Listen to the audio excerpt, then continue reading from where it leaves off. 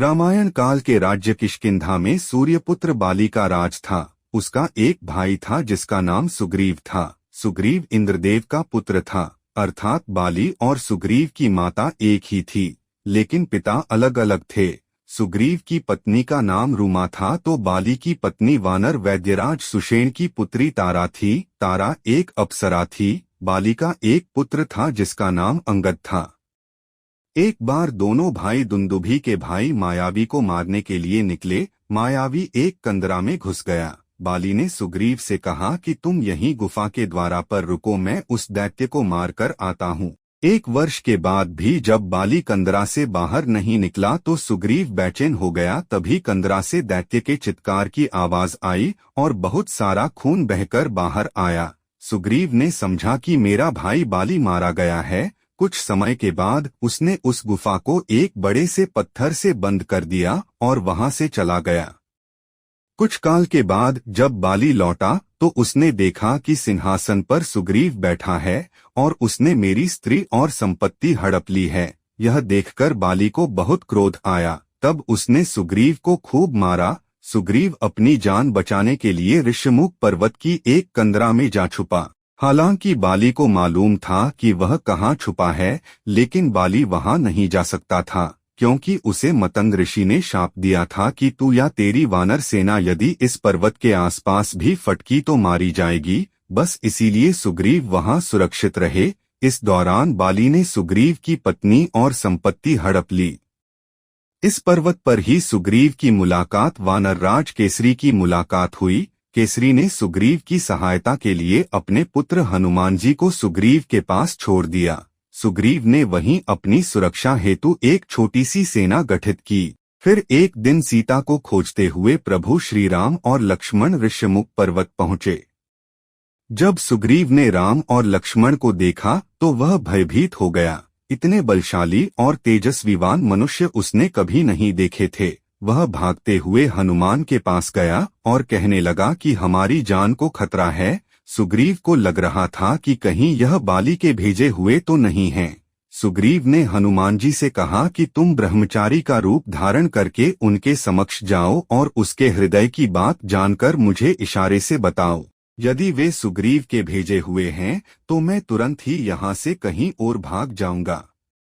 सुग्रीव की बातें सुनकर हनुमान जी ब्राह्मण का रूप धरकर वहां गए और मस्तक नवाकर विनम्रता से राम और लक्ष्मण से पूछने लगे, हे वीर, सांवले और गोरे शरीर वाले आप कौन हैं जो क्षत्रिय के रूप में वन में फिर रहे हैं?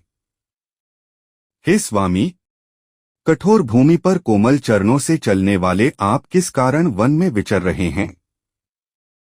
हनुमान ने आगे कहा, मन को हरण करने वाले आपके सुंदर कोमल अंग हैं और आप वन की दुहसह धूप और वायु को सह रहे हैं। क्या आप ब्रह्मा, विष्णु, महेश इन 3 देवताओं में से कोई हैं या आप दोनों नर और नारायण हैं? श्री रामचंद्र जी ने कहा, हम कौशलराज दशरथ जी के पुत्र हैं और पिता का वचन मानकर वन आए हैं। हमारे राम लक्ष्मण नाम हैं। हम दोनों भाई हैं। हमारे साथ सुंदर सुकुमारी स्त्री थी। यहाँ वन में राक्षस ने मेरी पत्नी जानकी को हर लिया। हे ब्राह्मण, हम उसे ही खोजते फिरते हैं। हमने तो अपना चरित्र कह सुनाया। अब हे ब्राह्मण, आप अपनी कथा कहिए, आप कौन हैं? प्रभु को पहचानकर हनुमान जी उनके चरण पकड़कर पृथ्वी पर गिर पड़े। उन्होंने साष्टांग दंडवत प्रणाम कर स्तुति की। अपने नाथ को पहचान लेने से हृदय में हर्ष हो रहा है।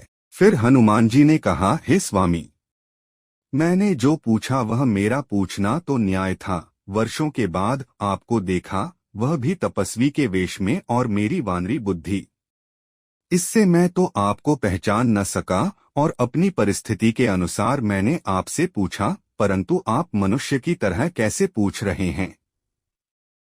मैं तो आपकी माया के वश भूला फिरता हूँ। इसी से मैंने अपने स्वामी आपको नहीं पहचाना, किंतु आप तो अंतर्यामी हैं। ऐसा कहकर हनुमान जी अकुलाकर प्रभु के चरणों पर गिर पड़े। उन्होंने अपना असली शरीर प्रकट कर दिया। उनके हृदय में प्रेम छा गया। तब श्री रघुनाथ जी ने उन्हें उठाकर हृदय से लगा लिया और अपने नेत्रों के जल से सींचकर शीतल किया। राम ने हनुमान को हृदय से लगाकर कहा, हे कपि, सुनो, मन में ग्लानि मत मानना, तुम मुझे लक्ष्मण से भी दूने प्रिय हो। सब कोई मुझे समदर्शी प्रिय प्रिय से परे कहते हैं, पर मुझको सेवक प्रिय है, क्योंकि मुझे छोड़कर उसको कोई दूसरा सहारा नहीं होता।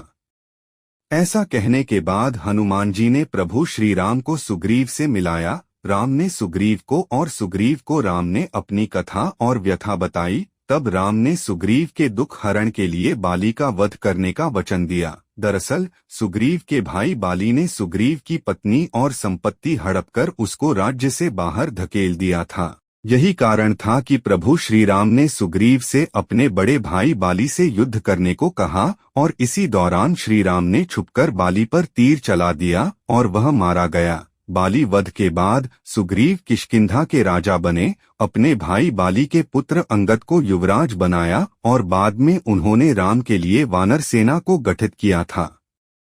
राम रावण का युद्ध हुआ और इसके कुंभकर्ण ने सुग्रीव को पकड़ लिया। वह सुग्रीव को मारने वाला ही था कि ऐन वक्त पर लक्ष्मण ने उन्हें बचा लिया।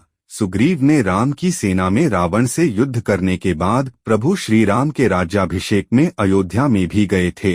अयोध्या में भगवान श्री राम ने गुरुदेव वशिष्ठ को सुग्रीव आदि का परिचय देते हुए कहा, इस सब सखा सुनहु मुनि मेरे, भय समर सागर कहूँ बेरे।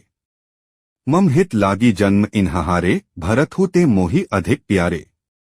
कुछ काल तक अयोध्या में रहने के बाद भगवान ने सुग्रीव को विदा कर दिया। फिर जब प्रभु श्री राम ने अपनी लीला को सरयू में जल समाधि लेकर समाप्त किया, तब सुग्रीव भी उनके साथ उपस्थित थे।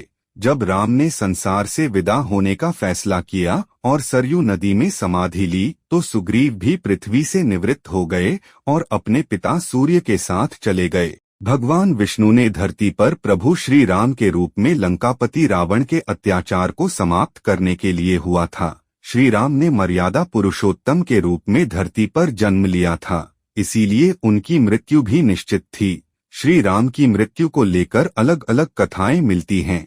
पद्म पुराण के अनुसार भगवान श्री राम ने सरयू नदी में स्वयं की इच्छा से समाधि ली थी। श्री राम ने ली थी सरयू में समाधि। पहली कथा के अनुसार जब श्री राम ने माता सीता को पवित्रता सिद्ध करने के बाद भी उनका त्याग कर दिया था और उसके बाद माता सीता ने पुत्र लव और कुश को भगवान श्री राम को सौंपकर खुद धरती में समा गईं। कहते हैं सीता के दूर जाने से भगवान श्री राम दुखी हो गए और यमराज की सहमति से उन्होंने सरयू नदी के गुप्तार घाट में जल समाधि ले ली थी। लक्ष्मण के वियोग में श्री राम ने ली जल समाधि। एक अन्य कथा के अनुसार एक बार यमदेव ने संत का रूप धारण कर अयोध्या में प्रवेश किया। संत का रूप धारण किए यमदेव ने भगवान श्री राम से कहा कि हमारे बीच गुप्त वार्ता होगी। यमराज ने श्री राम के सामने शर्त रखी कि अगर हमारी वार्ता के दौरान कोई कक्ष में आता है तो द्वारपाल को मृत्यु दंड मिलेगा। भगवान राम ने यमराज को वचन दे दिया और लक्ष्मण को द्वारपाल बनाकर खड़ा कर दिया। इतने में ऋषि दुर्वासा वहां पहुंचते हैं और श्री राम से मिलने की हठ करते हैं, लेकिन लक्ष्मण वचनबद्ध होने के कारण उन्हें अंदर जाने से मना करते हैं। इस पर ऋषि दुर्वासा क्रोधित हो जाते हैं और भगवान राम को श्राप देने की बात कहते हैं। ऐसे में लक्ष्मण ने अपने प्राणों की चिंता किए बिना ऋषि दुर्वासा को कक्ष में जाने की अनुमति दे दी। भगवान श्री राम और यमराज की वार्ता भंग हो जाती है। वचन तोड़ने के कारण श्री राम ने लक्ष्मण को राज्य से निष्कासित कर दिया। लक्ष्मण ने अपने भाई राम का वचन पूरा करने के लिए सरयू नदी में जल समाधि ले ली। लक्ष्मण के जल समाधि लेने पर भगवान राम बहुत दुखी हो गए और उन्होंने भी जल समाधि लेने का निर्णय कर ली। जिस समय भगवान राम ने जल समाधि ली, उस समय हनुमान, जामवंत, सुग्रीव, भरत, शत्रुघ्न आदि वहां उपस्थित थे।